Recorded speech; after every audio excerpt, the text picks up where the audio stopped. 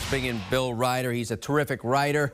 He has his own radio show, and he's an outstanding analyst as well. And, Bill, let's start with the Lakers-Suns. We know L.A. dropped the opener. They were up 15 in Game 2. The Suns caught them.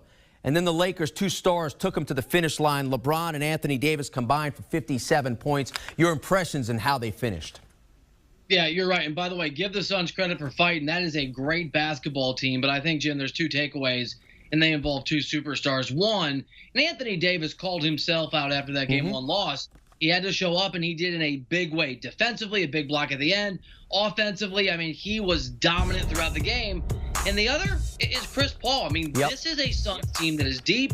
Devin Booker is a remarkable playmaker. You can go through that roster. They're really good defensively. But Chris Paul has to be the best player on the floor, at least for the Suns, for them to compete. He played 7 minutes in the second half. He's clearly hobbled. That shoulder is injured. It feels like deja vu and this curse all over again for CP3. Yeah. Every time a championship window slightly opens, an injury occurs. That's the story of the game and maybe the series. AD was a star.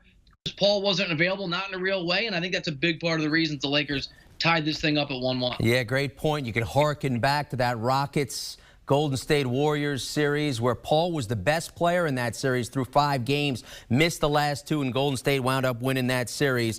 Clearly, his health is going to play a major role in how well the Suns do the rest of the way here. Let's shift gears, if you will, to that Clippers-Mavericks matchup now. Luka Doncic, after a stellar opening game, 39-7-7 in Game 2. Now, Kawhi did have himself a night, 41-6-4, but the Mavs winners again.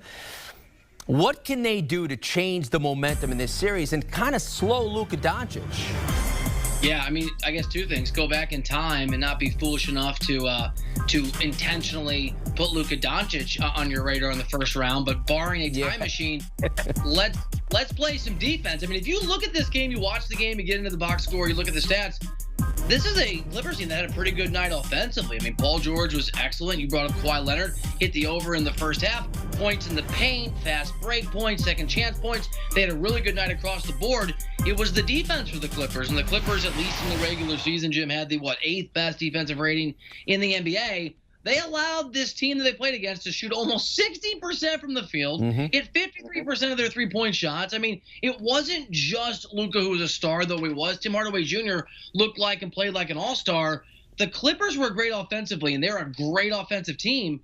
But to be a contender for a championship or in this series, they have to play defense. They have to be physical. They have to be better on the defensive end of the ball. We know they're capable of it.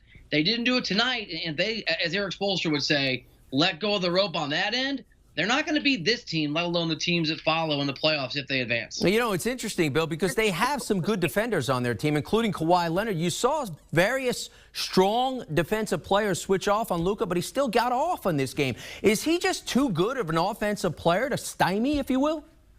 Yeah, it's interesting, and we'll see whether or not Ty Lue makes adjustments because you're right. Kawhi Leonard, Paul George, and Patrick Beverley, in theory, and really in practice, 90% of the time are remarkable defenders and remarkable perimeter defenders. But Luka and the Mavs continuously, intentionally switched off onto Patrick Beverley. And then Luka just emotionally and physically abused him on the floor. I mean, he really did. He backed him down. He physically beat him. Then he turned to him again and again. You could read his lips, and he said, "You're too small. You're not tough enough." And normally that wouldn't be true, but it is, to your point. Luka Doncic is certainly too talented for Patrick Beverley to guard one-on-one. And at the end of that game, there were 3 or 4 key plays where Luka switches off onto Beverley and then goes to town. I think 3 of the times to the right for a pretty easy layup, and one time he backed him in and hit a pretty short jump shot. So he may not be too good for Paul George or Kawhi Leonard, but if they keep allowing the Mavericks to basically choose to have Luka versus Beverley one-on-one, yeah, to your exact point, he is too good.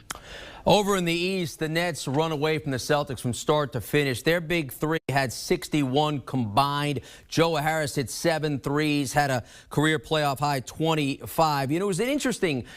Kevin Durant, after the game, was asked about the Nets defense, which obviously has tightened up here in the postseason. And we know about how great the Nets are in terms of their capabilities offensively, but they gave up a lot of points during the regular season. They've tightened up in the postseason here in this short sample size. And Durant talked about when you could focus on one team, you have practice time and these days off in between, you really can figure out a way to put together a defensive game plan. And it seems like that has been the case with the Nets. Did they have the abilities beyond their offensive skills to really win games and win series with playing on the defensive side of the ball as well?